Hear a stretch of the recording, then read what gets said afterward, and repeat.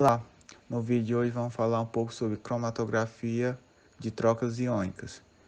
Mas antes de entrar na definição, vamos falar um pouco sobre o seu processo histórico. A primeira cromatografia, ela ocorreu em 1903. Ela foi descoberta pelo botânico russo Mikhail Tuensti. Ele conseguiu separar pigmentos vegetais passando através de uma coluna contendo bicarbonato de cálcio, uma solução de pigmentos dissolvidos em hidrocarbonetos. Ele obteve um registro colorido do processo de separação. Agora eu vou falar um pouco sobre o que significa cromatografia. Cromatos, cor, e grafia, registro, ou seja, escrita em cores.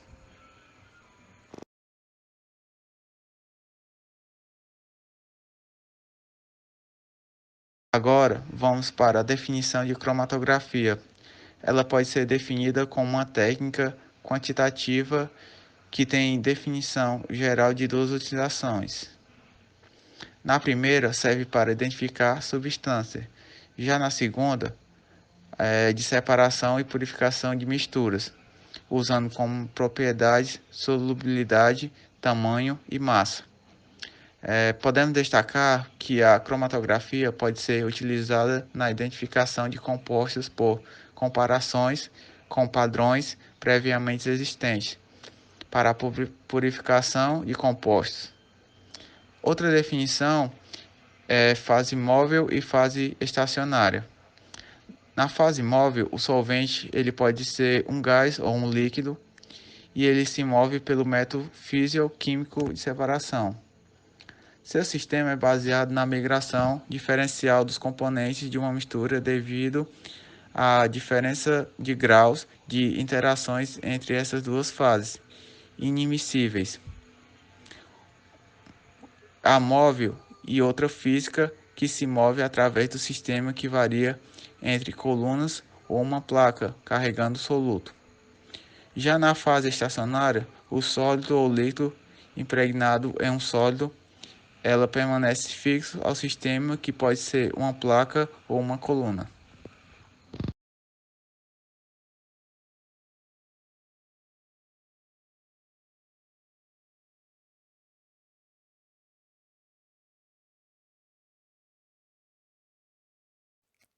Olá, eu sou a Vitória e eu vou apresentar sobre a cromatografia em suas etapas e fases para um trabalho da disciplina de Biofísica.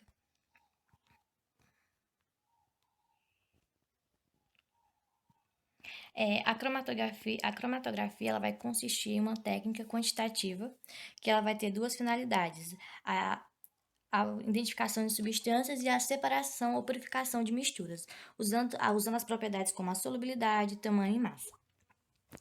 Ela vai ser dividida em quatro classificações, que ela pode ser dividida quanto à forma física do sistema, a fase móvel empregada, forma estacionária utilizada ou pelo modo de separação. A primeira classificação vai ser pela forma física, que ela vai ser dividida em cromatografia em coluna ou cromatografia planar. Na cromatografia em coluna vai ser uma técnica mais antiga da cromatografia e vai ser aplicada para separar componentes em duas fases sólida e líquida. Ela vai ter capacidade de absorção e solubilidade.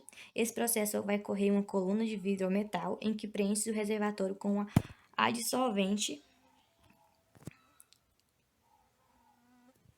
adequada e que permitirá o fluxo do solvente. Já a cromatografia planar envolve a cromatografia em papel e a cromatografia em camada delgada. A cromatografia em papel é uma técnica líquido-líquido, em que um deles é fixo a um suporte sólido. Nesse processo, a separação e identificação dos componentes da mistura ocorre sobre a superfície de um papel filtro. A cromatografia em camada delgada é uma técnica líquido-sólido, em que a fase líquida ascende por uma camada fina de adsolvente sobre um suporte, geralmente uma placa de vidro colocada dentro de um recipiente fechado. A segunda classificação vai ser pela fase móvel, e ela vai ter vai se dividir em outras três, quanto à líquida, gasosa e supercrítica. Na gasosa, vai ser um método em que ocorre um tubo estreito por onde os componentes da mistura irão passar por uma corrente de gás. Esse processo visa separar componentes da mistura por meio de uma fase gasosa móvel sobre um solvente. Na líquida, ela vai envolver a cromatografia líquida clássica e a cromatografia líquida de alta eficiência. Na líquida clássica, vai ser uma técnica utilizada para isolar produtos naturais e purificar produtos de reações químicas. A técnica vai ocorrer por meio de uma coluna constituída por um tubo de vidro em posição vertical. No processo, adiciona-se à coluna uma pequena quantidade de solvente e deposita-se um chumaço de algodão para impedir a passagem de partículas da fase estacionária. Já a cromatografia líquida de alta eficiência, ela vai utilizar bombas de alta pressão para dissolver a fase móvel. Com isso, pode-se utilizar a análise de várias amostras em pouco tempo. A terceira fase vai ser a fase estacionária. Vai dividir na fase estacionária sólida e na fase estacionária líquida. Na fase estacionária líquida, é um processo no qual o líquido é dissolvido sobre um suporte sólido ou imobilizado sobre ele. Já na estacionária sólida, vai ser quando a fase fixa trata de um sólido. A gente vai ter outra classificação, que é a última classificação, que é a classificação pelo modo de separação, que vai ser classificado quanto à adsorção e a cromatografia de partição. Na cromatografia quanto à adsorção, ela vai ser baseada em uma fase estacionária sólida que adsorve certas moléculas em seu meio, da parte móvel que deve ser líquida. Essa adsorção é devida a certas interações entre as constituintes da parte líquida e da sólida. A cromatografia de partição se dá pela diferença de solubilidade das substâncias que devem ser líquidas e sua separação se dá com o auxílio de filtros de papel ou com colunas como suporte.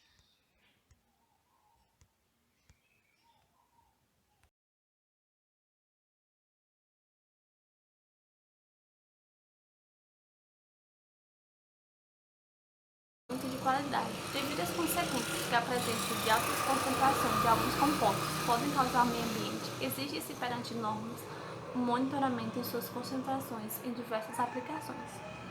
Um exemplo é o monitoramento da qualidade da água para o consumo humano, onde define que os rios de fluorito, bromato, clorito, nitrito, nitrato e sulfato devem apresentar resultados inferiores ao valor de concentração máxima permitida por lei, para que assim não interfira na saúde pública. Falta de monitoramento. Qual o impacto disso na saúde? Em estações de tratamento e monitoramento de água, entre os principais produtos utilizados são o cloro e o sulfato. O sulfato é utilizado como agente flocante para auxiliar na retirada de impurezas, o qual em excesso pode causar efeito laxativo.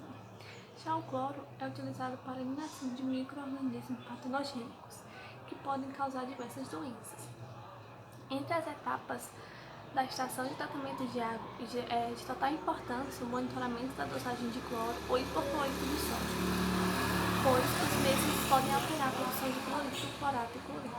Sem um devido monitoramento, o cloro em reação com a matéria orgânica pode ocorrer a formação de trihalometanos e ácidos aloacéticos, substâncias que são analisadas por cromatografia gasosa, produtos os quais oferecem diversos riscos à saúde, como por exemplo o câncer.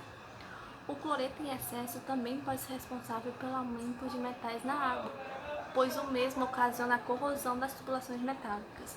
Outros compostos que necessitam de monitoramento nos níveis apresentados nas águas de consumo humano são o nitrito e o nitrato, que caso não controlados podem decorrer de problemas na saúde pública. O mais importante efeito tóxico agudo decorrente da ingestão de nitrato e nitrito é a metemoglobinemia.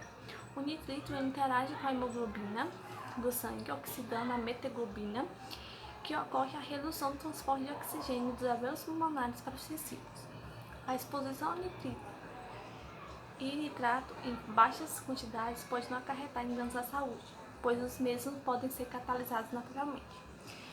Níveis de metemoglobinemia de 10% produzem cianose assintomática, enquanto níveis de 20 a 50% levam a cianose com sintomas de hipoxia, de aspigmia, dor de cabeça, taquicardia e perda de consciência. A sua concentração total, um nível maior dessa concentração, ainda não foi reconhecida, mas foi verificada que em concentrações superiores a 50% pode ocorrer a morte, né? É fatal, essas concentrações muito elevadas.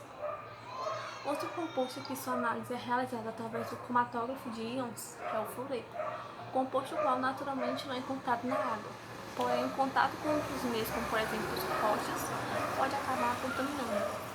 O fluoreto também pode ser gerado a partir do flúor, composto qual ocorre a dosagem artificial em estações de tratamento de água para consumo, que tem por intuito se auxiliar na saúde pública, pois o flúor é um elemento necessário no corpo humano e também auxilia na proteção contra cárie nos dentes. No fim, em excesso pode acarretar em diversos malefícios na saúde, como fluorose dentária, em casos extremos pode até mesmo causar degeneração de neurônios, causando a demência.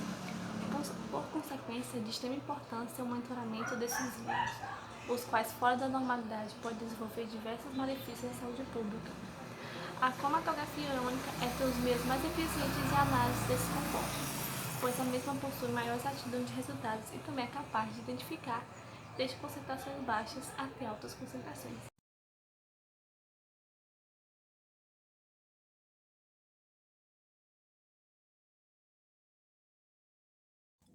Olá, boa tarde. Eu sou a Thalita e vou falar sobre o processo de cromatografia de troca iônica e algumas de suas aplicações. Bom, primeiramente vamos saber o que é cromatografia de troca iônica. A cromatografia de troca iônica ela é uma técnica de biocromatografia onde ocorre o processo de cromatografia, que separa íons e moléculas polares.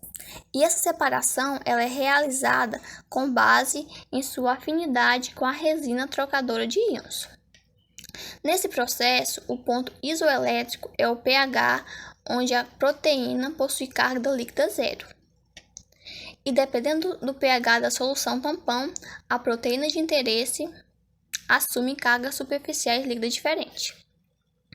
A cromatografia de troca iônica ela pode ser dividida em duas: a cromatografia de troca catiônica e a cromatografia de troca aniônica. A cromatografia de troca aniônica ela ocorre em um pH acima do ponto isoelétrico. Assim, as proteínas assumem carga líquida negativa e se ligam a resinas carregadas positivamente, que são os trocadores aniônicos. Já no processo de troca catiônica, ocorre o contrário. Em um pH abaixo do ponto isoelétrico, as proteínas assumem carga superficial líquida positiva e se ligam a resinas carregadas negativamente, que são os trocadores catiônicos. E essa interação ela é realizada para a separação de várias proteínas. Aqui, agora, algumas das principais aplicações da cromatografia: determinação da porcentagem do princípio ativo, quantificação das impurezas de um produto, determinação da composição ou formulação de um produto, estudo de estabilidade e degradação de um produto. E as técnicas mais utilizadas nessas aplicações da cromatografia são a cromatografia líquida de alta eficiência e a cromatografia de troca gasosa. A cromatografia líquida de alta eficiência ela é baseada na partição dos componentes de uma amostra entre a fase móvel líquida e a fase estacionária líquida. Como mostra na imagem, na cromatografia líquida de alta eficiência, a amostra ela é injetada por intermédio de uma microseringa na coluna ou através de uma válvula de injeção, que são sistemas preparativos. E essa amostra ela é distribuída homogeneamente no topo da coluna. Os componentes dessa amostra eles são carreados continuadamente pela fase móvel, que podem ser solventes como água e o metanol, de modo a superar a resistência da coluna ao escoamento da fase móvel. Já na cromatografia em fase gasosa, ela é um método de separação e análise de substâncias voláteis que são arrastadas por uma fase móvel através de uma fase estacionária. Como mostra na imagem, na cromatografia em fase gasosa, a amostra é injetada e carreada pela fase móvel, que são o gás de arraste. através da coluna que contém a fase estacionária. Os componentes deixam a coluna dissolvida na fase móvel e chegam ao detector, onde os componentes separados são detectados. As aplicações mais conhecidas na cromatografia líquida de alta eficiência são a descoberta de novos medicamentos, e na cromatografia em fase gasosa, ela é o processo de craqueamento catalítico do petróleo. Bom, era isso.